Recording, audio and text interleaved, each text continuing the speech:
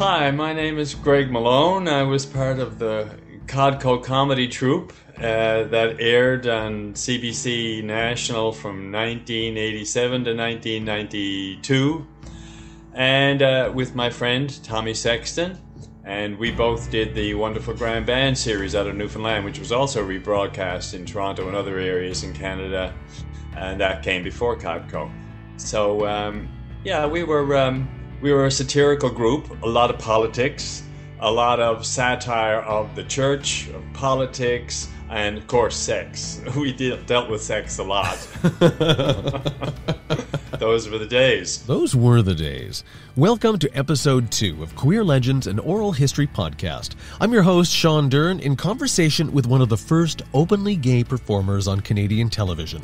Greg Malone and his dear friend, the late Tommy Sexton, were trailblazers, not just for their comedy and biting satire, but for being authentically queer at a time when other queer performers kept that part of themselves out of the public eye. Not for Greg Malone, who always managed to get a laugh. You know, if there was a female character that needed doing in our sketch, or if there's a female character we wanted to do, we just did it. And that's how we operated. You were the gender fluid gender benders of the time. Yeah, I never so much thought of myself as in drag as an actor doing a woman's role. I guess that's how I thought of it, right? Because, well, of course, we had dialogue. There were characters that we did too, right? If Bugs Bunny could do it, so could you, right? Absolutely. And we had a lot of fun. We had a whole lot of fun.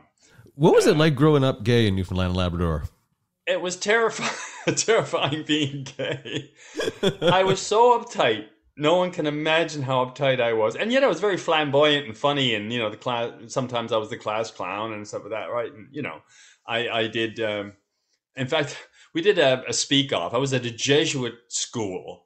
The Jesuits thought of themselves as missionaries to Newfoundland. Anyway, we're at a Jesuit school, and there was a big Knights of Columbus speak-off, and I was doing the speak-off because I'd won the speak-off at the school, and you were told to choose your topic. I chose premarital sex and why it was all right, and why I should go. Well, they were horrified. But because of the rules, they couldn't change my topic. So, I mean, I knew I wouldn't win. Some girl talking about the Virgin Mary or something won. I didn't win. But that's the kind of... they were biased, totally biased. Intellectually very kind of out, but emotionally I was in a really tight closet. If I was attracted to guys, and I was attracted to a lot of guys, I was kind of cool towards them and didn't want them to catch on at all. You know, that I was gay in those days. Your life would have been hell. I was a diver and a lifeguard. Can you imagine having to be a diver and go into the changing room with all those skimpy little bikini bathing suits everywhere? Yeah. Avert your gaze, pardon the pun. I was so terrified of getting a hard on in the dressing room. So I couldn't watch anyone, couldn't look at anyone. Anyway, I was lucky enough. I had Andy Jones, my friend, who was in Codco too, and we were kind of a clique. We had a group of people that, you know, read Sherlock Holmes and other books and talked about them and had our own fun. I wasn't a jock. All my family was a jock. My father was a basketball coach, always trying to get me to kick a ball around. Poor dad. I'd rather be in baking cakes with mom, right? Which I did. When did you start to go into acting? So I didn't know what I wanted to be. Something to do with robes. I didn't know if I wanted to be the Pope or an actor, but I chose acting because, you know, it was when puberty kicked in. There was just no way I was going to religion. I look back at it now and I think perhaps I should have become a priest. I would have got a lot more sex, hey? Oh, girl. I mean, since you've brought it up, we might as well just jump right into it. I mean, you were tough on the Catholic Church. You must have got a lot of mail. Yeah. The church itself tried to get us stopped, and we did get a lot of mail. But there was an awful lot of joy when we started criticizing the Catholic Church from people who had been, you know, under the Catholic Church's thumb for years. There was a real problem in some of the churches locally that folks were aware of. Is that right? Well, we weren't aware of the sexual abuse. I mean, we were aware of it, but we weren't aware of the pervasiveness of it or the impact of it. but we were aware that certain brothers took you down the dark room and had a physical, gave you a physical, you know what I mean? And you avoided those brothers and that sort of thing. But what bothered me was the hypocrisy, the violence, and how I saw especially other boys being treated who didn't have the advantages I did, who came from poor families, who didn't have their homework done and that kind of stuff. And I just could never get over the violence inflicted on them. And I mean, this is the society of Jesus. Whose example were they following? Not the example of Jesus, for God's sake. I can't remember the parable where Jesus beat the teenager till he cried in front of the whole school assembly. I don't remember those parables. So I was just, we left school with a lot of rage inside of us. Me and all my friends, really, a lot of anger at what we had seen and gone through and felt. And I was just not willing to put up with any of it. So, and they were silly too. So that was fun. So I did sketches about. So comedy was your way then of getting that rage out of you. As our way of getting back, I suppose. Yeah. It just kept coming out of us in those ways. And their absurdity and their ridiculousness of the church is what came out of us. Did you get a lot of hate mail? Yeah, we got a lot of feedback from people and who were delighted that we were doing it and felt liberated and justified. And, there's a lot of gay guys around and there still are, around the remote parts of Newfoundland, the outports, as we call them. There are 7,000 miles of coast around Newfoundland. So there's a lot of ports in these coves. And the church was the law in these places. There was not a lot of facilities and a lot of, other alternative activities. The church was the law, and every Sunday, if the minister or the priest got up and condemned homosexuals and said they should deserve to be burned in hell and stuff, well, you weren't coming out of the closet.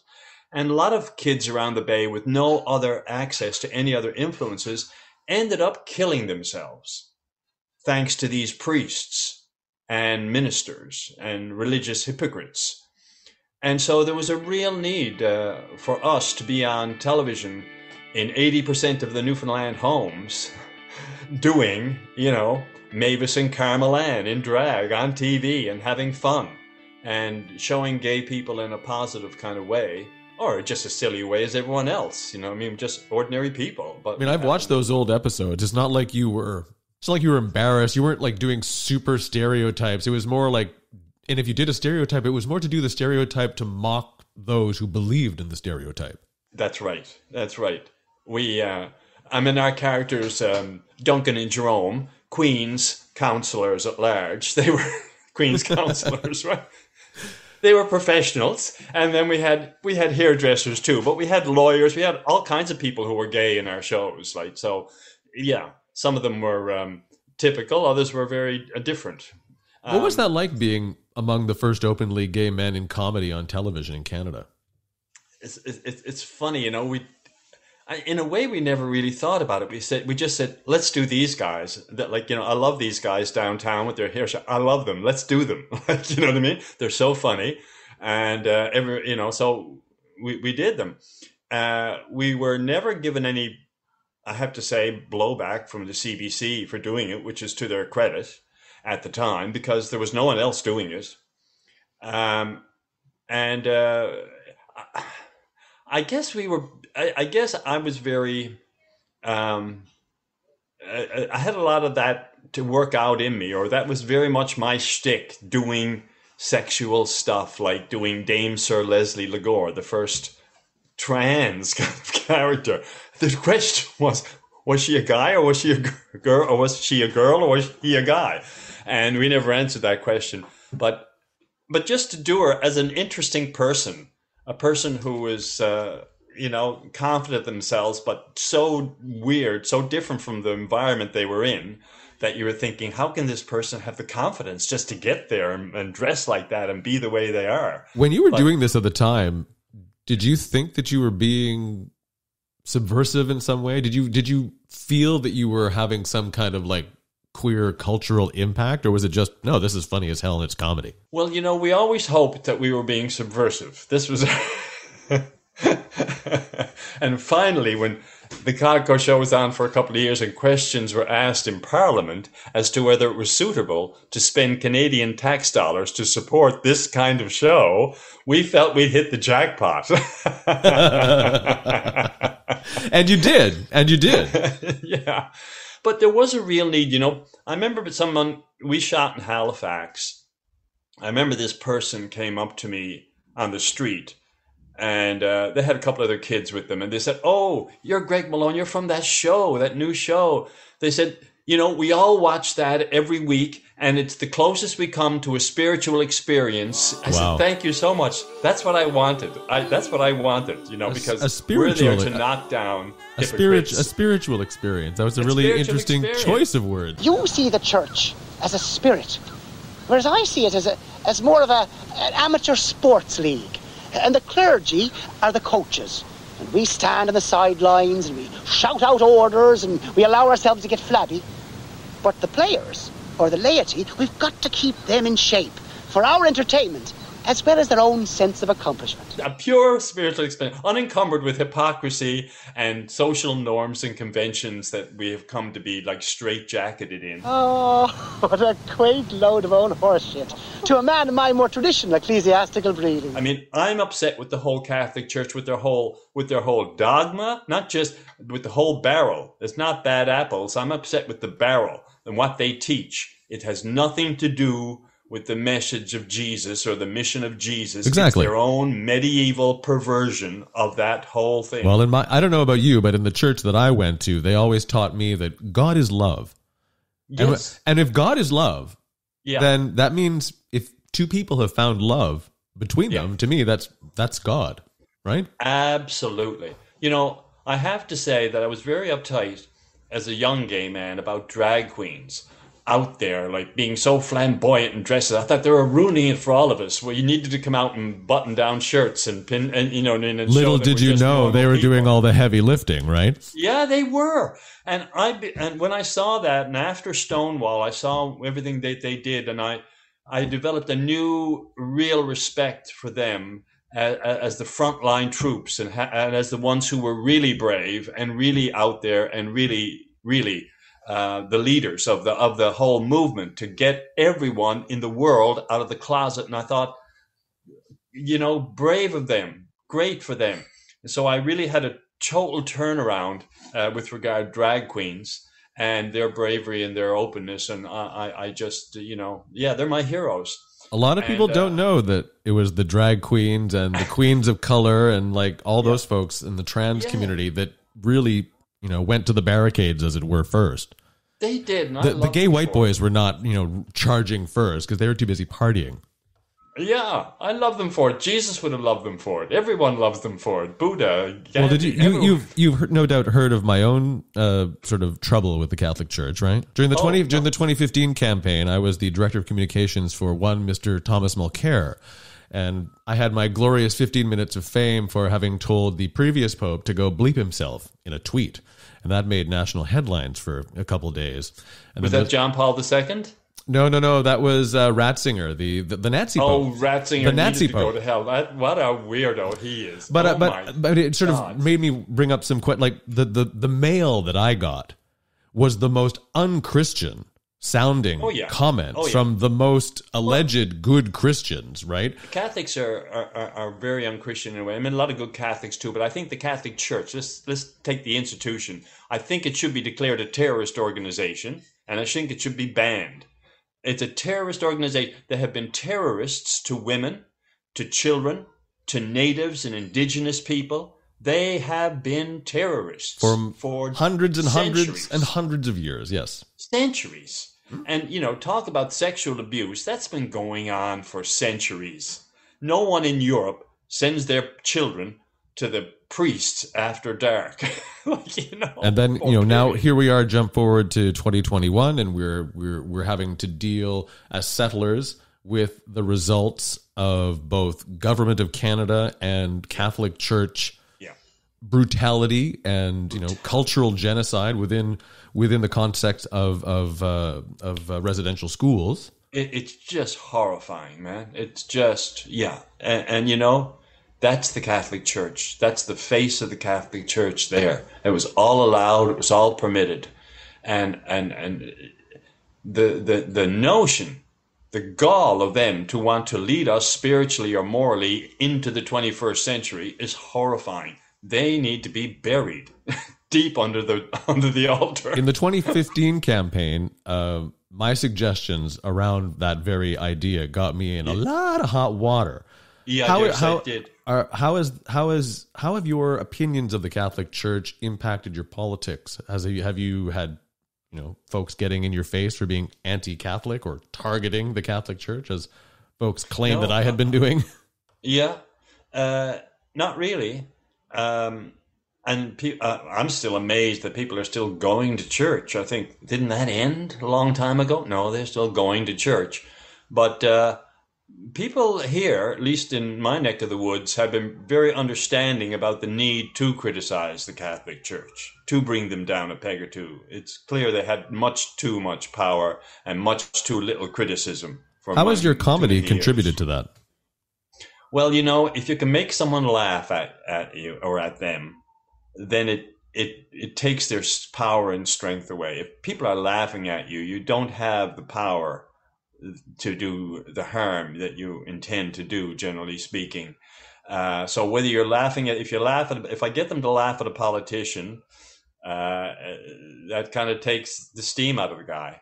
And same with the church. I think it's important that we laugh at the church. It's caused us so much pain. Pardon me for laughing, Father, but I was just remembering your buttocks. Yes, in the shower room, many years ago. I saw them a number of times, and fine round buttocks they were too. And those fine round buttocks have served him well as a homosexual too, Father. The very buttocks that I often thought to myself, if I were of the gay persuasion, I'd have a go at. Someone said to me once, they said, who was it said that, comedy, laughter is therapeutic, and it helps you to cope, but it isn't therapy. It doesn't fix the situation. It's the signpost leading you to do it. But to fix it, you've got to do serious work to fix it. How did you and Tommy Sexton make people laugh and help them through these things? Well, we were a good combination, really, because we were both comedians, but we had no jealousy of each other at all.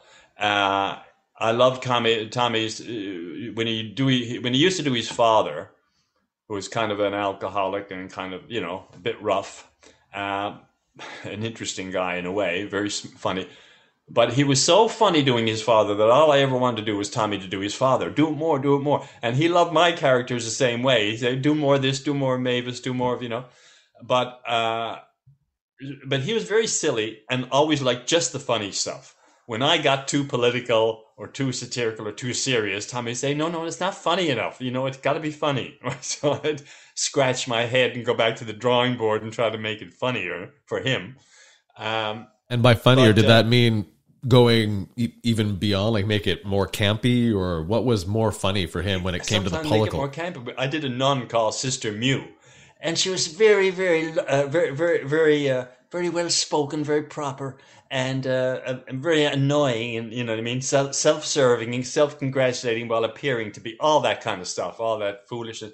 And so Tommy was desperate to do something in that sketch, so he came up with Nancy Novice, who was a novice who was chasing behind the nun, doing her bidding, and he was so silly doing it, and he had so much fun doing it, that it was just hilarious, he enjoyed it so much. But so if I ever did a character, a female character, Tommy wanted to do the friend of the female character because he wanted just to use you as cover. He'd be all the gaggy stuff, and he'd hide behind your serious stuff. Yeah. I mean, he had his own characters too, and his own female characters too that he wanted to do, but they weren't always glamorous. Sometimes they were old biddies and stuff like that, right? Which is great too. It's funny. Codco was on just as I was like letting myself come to terms with being gay, and sure, your comedy terrified me, but I thought it was hilarious. And when you were taking on the church, because I had been made to feel so bad myself from a variety of Christian sources, and it was like liberating on the inside, but I was always like with the remote in my hand, watching to make sure my dad wouldn't come down the stairs and see me watching some hilarious gay sketch by you two. yeah, really, yeah. I was always nervous about watching too much wrestling. They might, because I wasn't at all athletic. Right? They'd say, what's he doing watching wrestling? Is he getting off on this shit? Coming out of the closet, I think, is a lifetime work. Like I say, I'm a recovering Catholic. Like, I don't pretend that I don't have some of the suppositions and prejudices of that I had as a Catholic. I might still have them. I don't know. They'll come out when I step on the landmine. You know what I mean? It blows up my face. But I am a recovering Catholic. I am trying to get away from all that and trying to liberate my soul to be more in line with what God intended, if there is a God. You know what I mean? I'm sure she has great intentions. I'm sure she's very forgiving.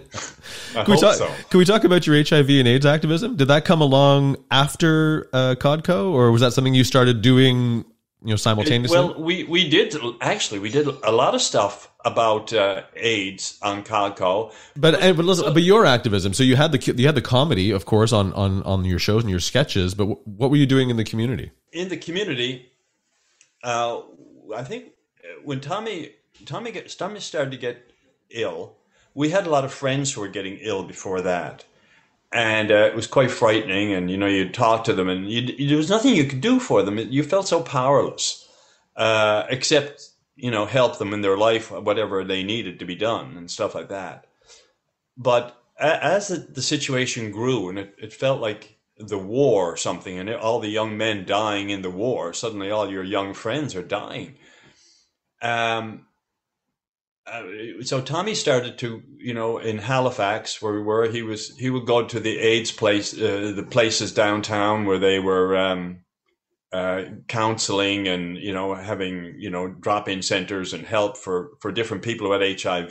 Right. And he did a bit of work like that among them, just to, I think, to help them and to help himself, to both. You know what I mean? Yeah. And then I was very much taken up with him in the last year of his life when he was dying, and we knew he was dying.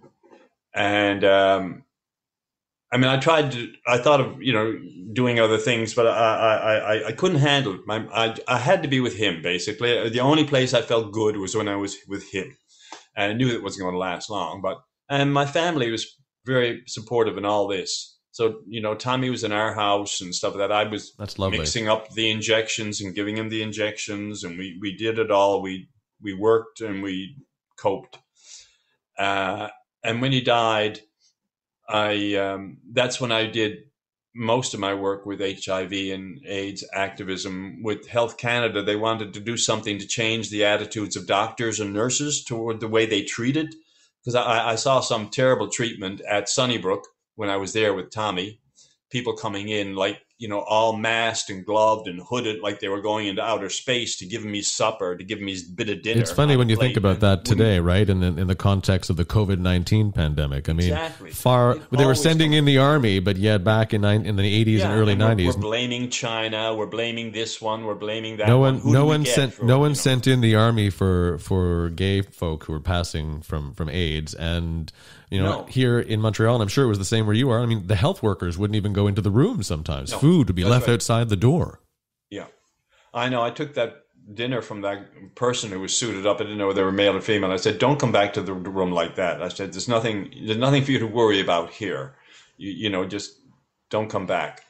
So there was a lot of nasty attitudes and some good attitudes, some great people too. So they were looking for a way to kind of normal up the situation and get people to be cautious where they should be cautious, but otherwise, come on, it ain't COVID. So we did a bunch of videos, and we toured the Canada from coast to coast, talking to health professionals, showing the videos, having discussions, and bringing in people with HIV/AIDS to talk to health professionals, to tell them why they were uncomfortable in the system and how the system needed to change. And it was a great thing for gay people, really, because the world saw not just the people taking poppers and, under strobe lights dancing half naked, fine. Not that there's anything wrong with that. It was not just not just the lust, for want of another word. They saw the love. They saw the tremendous amount of commitment and caring and compassion and love that these gay people had for each other, going to the wall, dealing with health professionals, changing the way drugs were given out, changing the rules, fighting for better care, human. Fighting, exactly, being treated like human beings. That's right, to be treated like, and making it more human for everyone in the healthcare system, and by doing so. And so the world had to stand back and say, oh, that's a lot of love there. That's a lot of commitment. That's a pretty strong community. They're pretty loyal. They love each other, and that was what came out of it for me. And that was really the final liberation out of the closet, to realize it's not just lust, Greg. You love these guys. You go to the mat, you would die for them. You know what I mean? And other people too. But that's what it is. It's love. It's love. People. And it was our chosen families in many cases. Absolutely. Absolutely. Your family of choice, and there's no one closer. Would it be fair to say that experience is what perhaps got you into public life, trying to do politics? I'm not sure if it was just that. I mean, I did run for politics. Are you still running, by the way? No. I wasn't sure if you were going at it one more time or not. I'm not cut out for it. I'm devoting my life entirely to art in my last years. See, because that's where I made my biggest contribution. And as far as I'm concerned, it's where I changed the most minds and hearts. Everyone's always talking about changing minds and hearts. I think Codco did change a lot of minds and hearts because it was funny and yet it was subversive. So people sat for the funny. They wanted the funny. And the subversive got in there too and started people thinking, well, maybe it's not exactly everything I thought it was. Yeah. Maybe I love these guys on the TV so much. They're not bad guys. I mean, right? Like, if they love you so much, they got to start to love others. That's right. So, so that hopefully it did help some of the gay population, the young people, girls and guys coming up who suffered so much in their communities, and to help parents to stop worrying about that as an issue. It's normal. Just love your children for who they are and be so grateful that you have got such a child to show you the world. Like, you know what I mean? They're going to bring you lots of joy and lots of satisfaction for the effort you've taken with their upbringing. So you went and you ran for Team Orange, you ran for Team Green. Now you've put all that behind you and you're focused on art. I'm focused on Team Rainbow. Team Rainbow, yes. What would you say your legacy is as an openly gay person in the public eye here in Canada? I'd like to think that the legacy is that we should be like, don't ever take yourself for granted, or your opinions or your prejudices for granted. Look at the person that you don't like, or that you think, ooh, what are they dressed like that for? Or ooh, and meditate on their lives, on their struggle, until you love them. But joy, I hope, is our legacy. Joy in diversity, joy in our contradictions, joy in our weaknesses and strengths, and our humanity. Don't be so frightened yourself that you're not open to other people. It's fear. It's only fear that keeps you that way. You know what I mean? And insecurity. You're insecure about your own position or your own image out there. So you don't want to be associated with this. You don't want to be associated with that. It takes strength to love, is what I learned. It takes a lot more strength to love than to hate. Hating is easy. Everyone hates. They're always hating. They're easy. And they're grabbing for themselves. It takes much more strength to love and to be generous to give to other people. And so that's the legacy I hope that we give, because be fearless. Be fearless. It'll make you feel good and be loving. Loving takes fearlessness. And with that comes a lot of joy and a lot of laughter. The other way, not so much. Totally agree.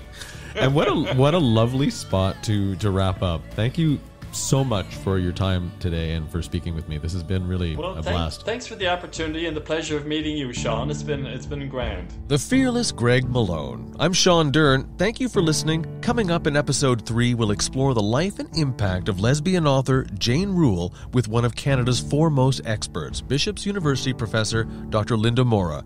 Queer Legends and Oral History podcast is available on Spotify, Apple Podcasts, and wherever you go for good storytelling.